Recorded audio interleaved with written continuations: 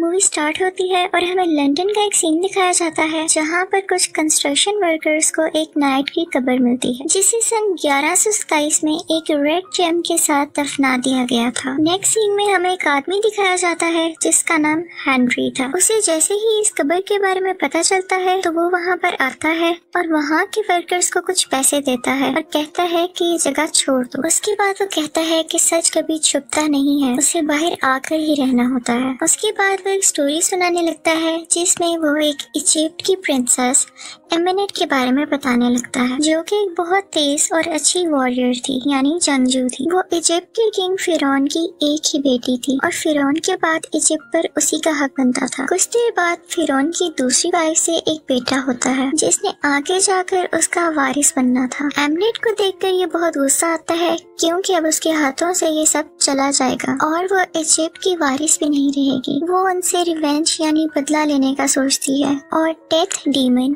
यानी मौत के शैतान से समझौता करती है यानी कंप्रोमाइज करती है कि वो इस दुनिया में उस शैतान को लेकर आएगी और खुद भी यहाँ पर रूल करेगी। उसके बाद वो अपने फादर और उसके बेटे को मार देती है। अब वो शैतान को इस दुनिया में लाने के लिए एक इंसान को चूज करती है जिसके जरिए वो उसे इस दुनिया में ला सके, लेकिन ऐसा करने से पहले ही उसे जिंदा पकड़ लिया जाता है और एक मम्मी के रूप में इजिप्ट से दूर कहीं दफना दिया जाता है जहाँ वो सालों से दफन है। सीन चेंज होता है और प्रेजेंट टाइम दिखाया जाता है जहाँ इराक में दो ऑफिसर्स निक और क्रिस टेररिस्ट पर अटैक कर रहे होते हैं। टेररिस्ट भी उन्हें मारने की लातादाद यानी काउंटलेस कोशिशें करते हैं लेकिन वो किसी तरह अपनी जान बचाकर वहाँ से भाग जाते हैं। उसके बाद वो लोग देखते हैं कि बॉम्बिंग से जहाँ वो गिरे थे वहाँ पर एक मकबरा बन गया है और जमीन के नीचे है। निक वहाँ जा ही रहा होता है कि उनका सीनियर ऑफिसर आता है और उन्हें वहाँ जाने से रोकता है। दोनों में खूब बहस होती है और तभी वहाँ पर जेनिफर यानी जेनी आ जाती है जो कि आर्कियोलॉजिस्ट है और वो निक को स्लैप करती है कि तुम हिस्ट्री के साथ क्यों खेल रहे हो। खैर फिर सीनियर ऑफिसर से इजाजत लेकर वो तीनों उस केव के अंदर जाते हैं यानी वो अंडरग्राउंड जगह जो उन्होंने डिस्कवर की थी। वो देखते हैं कि वहाँ हर तरफ भरा हुआ पारा है यानी मरकरी है जो किसी को भी उसके अंदर जाने से रोक रहा था। असल में वो कोई मकबरा नहीं था बल्कि एक लेक था जिसकी हिफाजत के लिए वहाँ पर बहुत सारे गार्ड्स थे जिनको चेन से बांधा गया था। उन लोगों के पास बहुत कम टाइम था और निक फायर करके उन चेन्स को तोड़ देता है जिसकी वजह से उस लेक में जो ताबूत था वो ऊपर आ जाता है। तब निक को वो सब देखकर कुछ विजन्स आने लगते हैं जिसमें उसे बार बार एमिनेट दिखाई देती है। इसके बाद उसके दोस्त क्रिस को एक मकड़ी काट लेती है और उसे अपनी बॉडी में बहुत अजीब से चेंजेस फील होते हैं। जैसे ही वो बाहर आते हैं और ताबूत को बाहर निकालते हैं तो वहाँ बहुत सारे कौवे आने लगते हैं और ये काफी अजीब बात थी। जैसे ही वो प्लेन से उस ताबूत को लेकर जा रहे होते हैं तो क्रिस जिसको मकड़ी ने काटा था वो अजीब बिहेव करने लगता है। उसकी आंखें फिर जाती हैं और वो ताबूत को खोलने की कोशिश करता है और जब उसे रोकने की कोशिश की जाती है तो वो सबको मारने लगता है। वो सीनियर ऑफिसर को भी कई बार स्टैब करता है और जब वो जेनी को मारने के लिए आगे बढ़ता है तो निक गुस्से से उस पर शूट कर देता है। इसी दौरान कुछ कौवे उस प्लेन पर हमला कर देते हैं और शीशा तोड़ते हुए अंदर आ जाते हैं। निक जेनी को पैराशूट पहनाकर उस प्लेन से नीचे भेज देता है और जबकि कुछ देर बाद वो प्लेन सारा का सारा क्रैश हो जाता है और सब के सब मारे जाते हैं। और उसके बाद मॉर्ग में जब सब लाशें पड़ी होती हैं यानी सब डेड बॉडीज वहाँ होती हैं तो उसमें से निक एकदम जिंदा हो जाता है। जैसे ही वो सेंसेस में आता है तो उसके सामने उसका मरा हुआ दोस्त आ जाता है। वो उसे बताता है कि एमिनेट तुम्हें यूज कर रही है और तुम्हारे जरिए वो मौत के शैतान को इस दुनिया में लाना चाहती है। सीन चेंज होता है और हमें दिखाया जाता है कि एमिनेट ताबूत से बाहर आ चुकी है और वहाँ पर सब लोगों को मारकर खुद को ताकतवर और पावरफुल कर रही होती है ताकि वो पहले जैसी बन सके। उसके बाद निक जेनी से मिलता है। वो उससे पूछती है कि प्लेन क्रैश होने के बाद तुम जिंदा कैसे बच गए। इवन उसकी बॉडी पर कोई निशान भी नहीं है। वो उसे फर्दर बताती है कि वो एक आर्कियोलॉजिस्ट ग्रुप के लिए काम करती है जहाँ उसे पता चला था कि किसी प्रिंसेस के नाम को हिस्ट्री से हटा दिया गया था और अब वो किसी खंजर को ढूंढ रहे हैं जो शैतान का है और उस पर एक रेड जेम भी लगा हुआ है। यहाँ पर बताया जाता है कि वो खंजर और रेड जेम उस शैतान को ताकत देते हैं। ये सब उसी नाइट की किताब में से मिला था जिसको दफना दिया गया था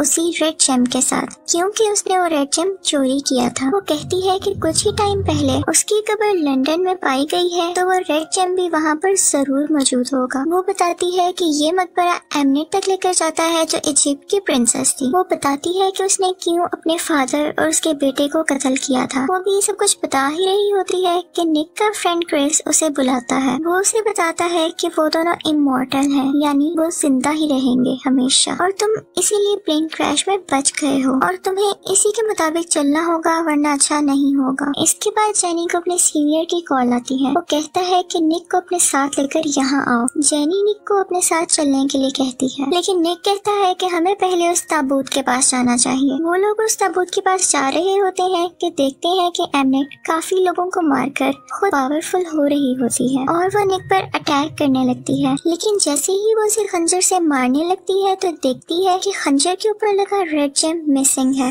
वो ये देखकर परेशान हो जाती है। साथ ही वो जेनी को नोटिस करती है और उसका पीछा करने लगती है। निक जैसे तैसे करके जेनी को बचाकर बाहर ले आता है और एक ट्रक में चला जाता है। लेकिन यहाँ फिर से हमें एमनेट दिखाई देती है और निक उस ट्रक को एमनेट की तरफ मोड़ लेता है, क्योंकि एमनेट ने निक को पोजेस किया हुआ था, यानी अपने काबू में किया हुआ था। ओवर स्पीडिंग की वजह से वो ट्रक उल्ट जाता है और एमनेट जेनी को मारने ही वाली होती है कि तभी वहाँ आर्कियोलॉजिस्ट ग्रुप के लोग एमनेट को पकड़ लेते हैं और उन तीनों को अपने साथ हेडक्वार्टर ले आते हैं। और तब हमें पता चलता है कि जेनी का बॉस और कोई नहीं बल्कि हेनरी है। वो उन्हें बताता है कि वो खुद भी एक मॉन्स्टर है और जब उसके साथ ऐसा होता है तो उसे खुद को कंट्रोल करने के लिए एक इंजेक्शन लगाना पड़ता है। उसके बाद वो उन लोगों को उस जगह पर लेकर जाता है जहाँ पर एमनेट को रखा गया था। वो उसकी बॉडी पर कुछ एक्सपेरिमेंट्स कर रहा था और फिर दिखाया जाता है कि उस डिस्कवर हुए हुए मकबरे में वो रेड जेम मिल जाता है। जेनी अपने बॉस से पूछती है कि क्या वो निक को भी मार देगा। तब पता चलता है कि वो भी उस शैतान को इस दुनिया में लाना चाहता है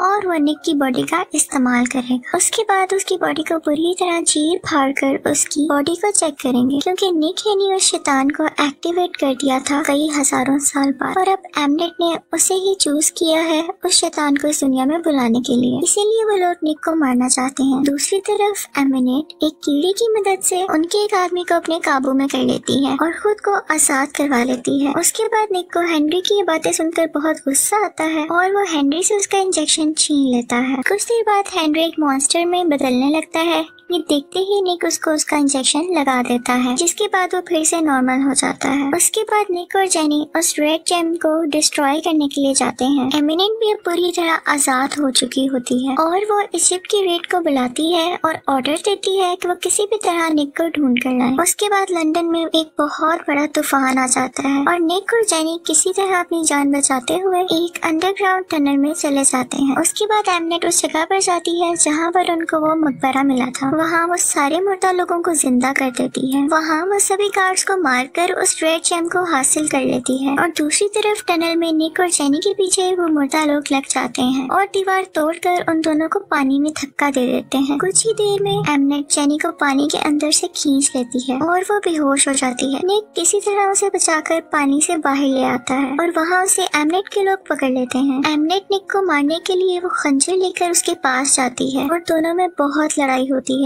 निक दूर जाकर गिरता है और फिर एमनेट देखती है कि वो खंजर निक के पास है। फिर निक उस जेम को तोड़ने ही वाला होता है तो एमनेट उसे रोक देती है और रिक्वेस्ट करती है कि ऐसा मत करो, इसकी वजह से तुम हमेशा जिंदा रहने वाले गॉड बन सकते हो और तुम्हारे पास दुनिया की हर ताकत होगी और तुम दुनिया पर रूल करोगे, इसलिए ये तुम मुझे दे दो। निक अचानक से उस खंजर से अपने आप को मार लेता है और एमनेट परेशान हो जाती है और फिर निक के अंदर उस डेथ डीमन यानी मौत के शैतान की सारी क्वालिटीज आ जाती हैं और पावर्स भी आ जाती हैं और वो निक पर अपना कब्जा कर लेता है। लेकिन जैसे ही निक की नजर जेनी पर पड़ती है उसे कुछ मेमोरीज आने लगती हैं और वो फिर से खुद पर अपना कंट्रोल पा लेता है और वो फिर खुद पे कंट्रोल करके एमिनेट को मार देता है और जेनी को ठीक करने में कामयाब हो जाता है और जेनी होश में आ जाती है। सीन चेंज होता है और दिखाते हैं कि अब वो इजिप्ट चला गया है और उसने अपने मरे हुए दोस्त क्रिस को भी फिर से जिंदा कर दिया है और अब वो नए रास्ते की तलाश में था। इसी के साथ मूवी खत्म हो जाती है। I hope you like it.